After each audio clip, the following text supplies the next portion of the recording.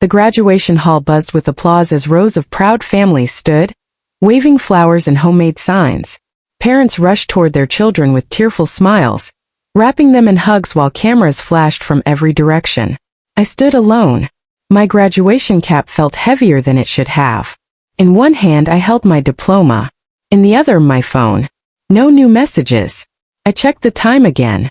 The ceremony had ended 23 minutes ago. They're probably stuck in traffic, I whispered to myself even though I knew better. 3 days earlier, I'd reminded my parents about the ceremony. It's Friday at 10, I'd said over dinner. My mother barely looked up from her tablet. We'll see. My father nodded absent-mindedly while watching the stock market on television. Don't make a big deal out of it. Graduation happens every year. That should have prepared me. It didn't. As the parking lot slowly emptied, I watched classmates leave with balloons, bouquets, and families who couldn't stop talking about how proud they were. My best friend, Maya, hesitated before walking over.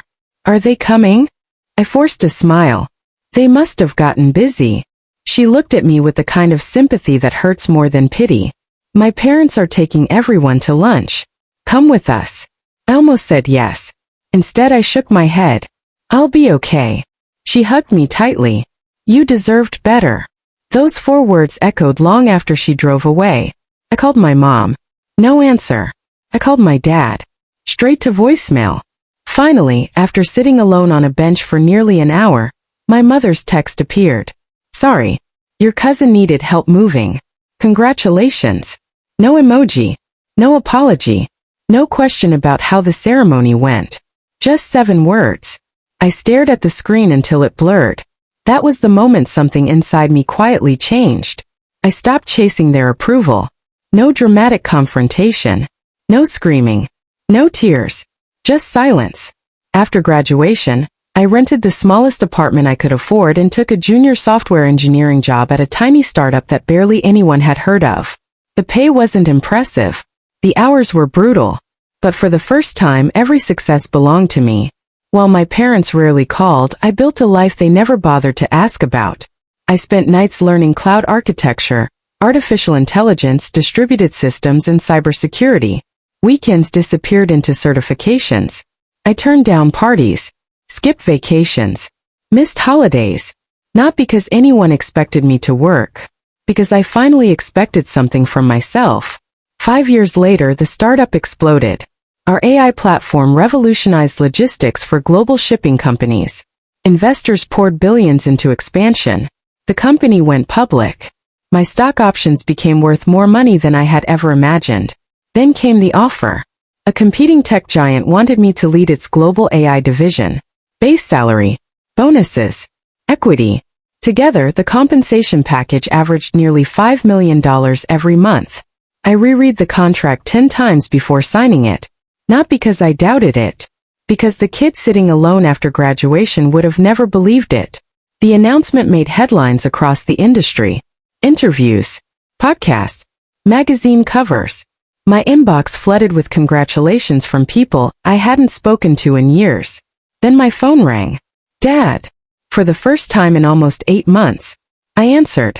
There he is, he said enthusiastically. Our superstar. The word almost made me laugh. We're so proud of everything you've accomplished, he continued. We always knew you'd do something extraordinary. Always.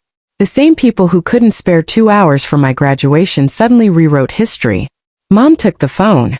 Honey, we've been telling everyone about you. Really? Because I couldn't remember the last time she'd asked what I actually did for work. We're thinking of hosting a big family celebration, she said excitedly. Everyone wants to meet you. Of course they did. The article mentioning my salary had spread faster than any graduation announcement ever could. That weekend, I visited my parents' house for the first time in nearly a year. Nothing had changed. The same furniture. The same photographs. Except now, framed on the living room table, was a magazine cover featuring me. They hadn't displayed my graduation photo. Because they never had one. They weren't there to take it. Relatives filled the house. Uncles slapped my back. Aunts bragged about me to neighbors. Cousins suddenly wanted career advice. People who had forgotten my birthday for years now called me the family's greatest success. During dinner, my father stood and raised a glass. "To my child," he announced proudly. Everything they achieved came from our guidance and support. The room erupted in applause. I looked around the table. No one questioned the statement. No one knew. They hadn't seen the empty seat at graduation.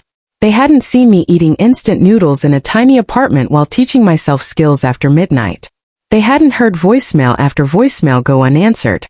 My father smiled confidently. "Say a few words." I stood slowly. The room quieted. "I appreciate everyone's congratulations," I began. "And I'm grateful for every lesson life has taught me." Everyone nodded. Then I continued. "The most important lesson came on graduation day." My parents exchanged quick glances.